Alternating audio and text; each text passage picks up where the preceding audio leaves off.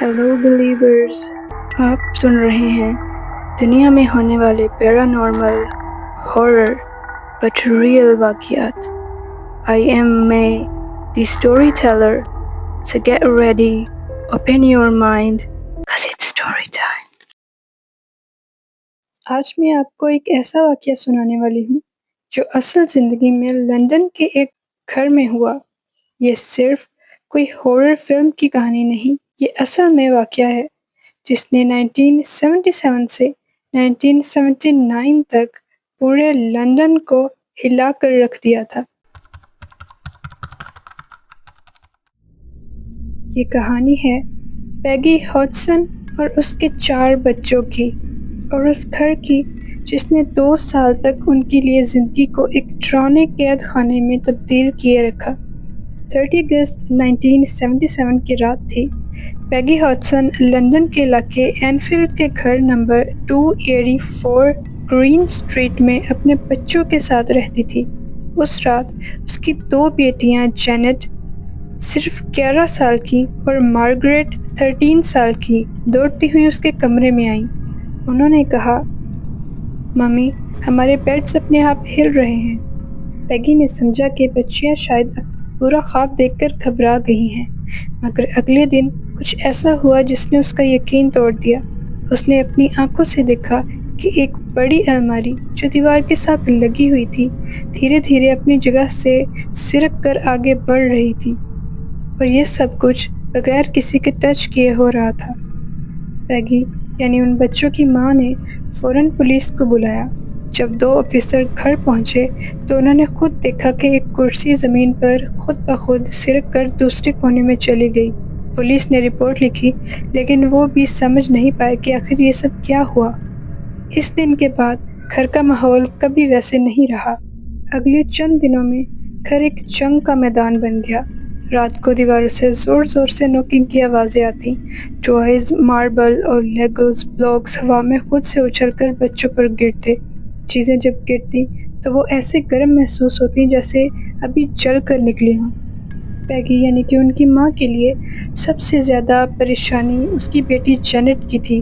رات کو وہ چلا کر اٹھتی، کبھی بستر سے ہوا میں اڑتی ہوئی نظر آتی، ایک بھاری مردانہ آواز میں بات کرتی، اور ایک دن اس آواز نے اپنا نام بتایا۔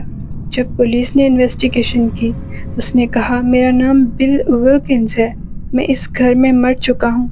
بعد میں معلوم ہوا کہ اصل میں بل ولکنز نام کا ایک آدمی کچھ سال پہلے اسی گھر میں ہارٹ اٹیک سے مر گیا تھا۔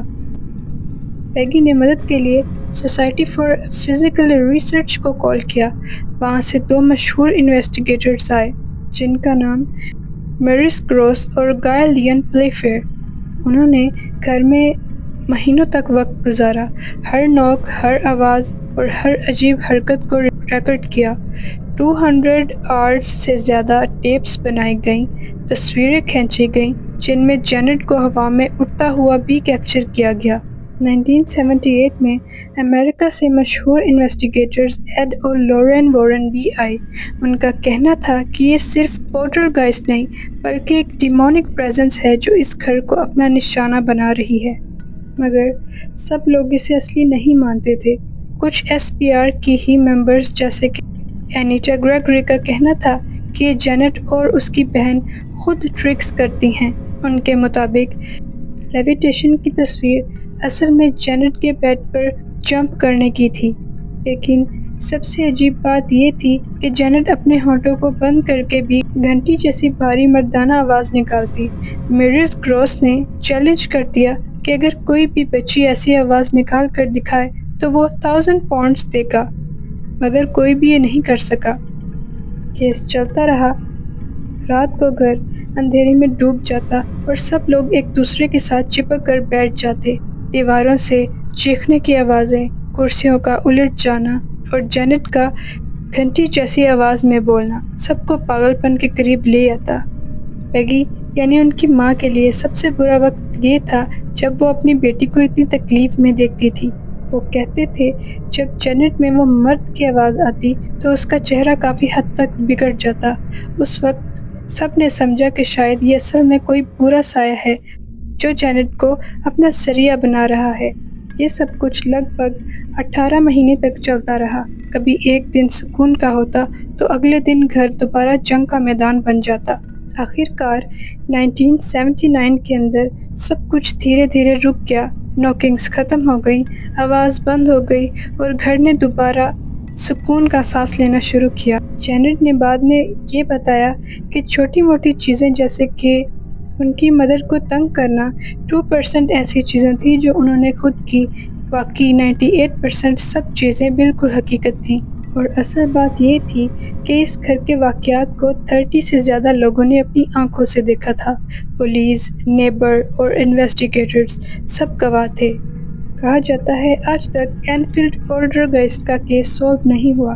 کچھ لوگ کہتے ہیں کہ یہ بچوں کی شرارت تھی، کچھ لوگ مانتے ہیں کہ یہ اصل میں ایک شیطانی قوت تھی۔ لیکن ایک بات طے ہے، اگر آپ اس گھر کے اس اندھیرے کمرے میں کچھ لمحے بھی گزاریں تو شاید آپ کو بھی وہ آواز سنائی دے۔ ان بچوں کی ماں پیگی ہاڈسن، جو اینفیلڈ پولٹرگیسٹ کیس کا حصہ تھیں، اب اس دنیا میں نہیں رہیں۔ وہ 14 اکتوبر 2003 کو وفات پا گئیں۔ جینٹ اور مارگریٹ اس گھر میں واپس آ چکی ہیں جہاں وہ اپنا بچپن گزار گئی تھیں۔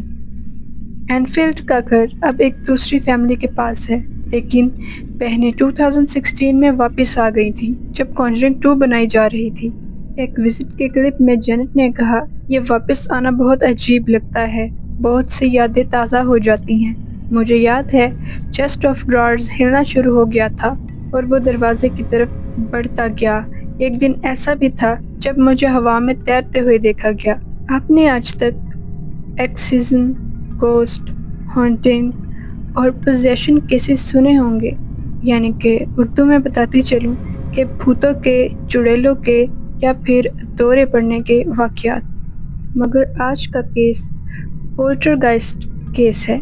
میں بتاتی چلوں، گوسٹ یعنی کہ بھوتوں کو عام طور پر مرے ہوئے لوگوں کی روحیں سمجھا جاتا ہے جو زیادہ تر کسی خاص جگہ یا چیز سے جڑی ہوئی ہوتی ہیں، اور دوسری طرف پولٹرگیسٹ کو ایسی قوت سمجھا جاتا ہے جو شرارتی اور پریشان کن ہوتی ہے۔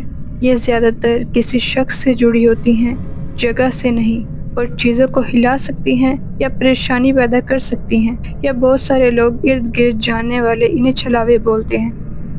آپ کا اس کہانی کے متعلق کیا کہنا ہے؟ ایسے اور بہت سارے واقعات کے لیے میرے چینل کو سبسکرائب کرنا مت بھولیے گا۔ ملتے ہیں ایک نیکسٹ کیس کے ساتھ، تب تک کے لیے ٹیک کیئر، بائے۔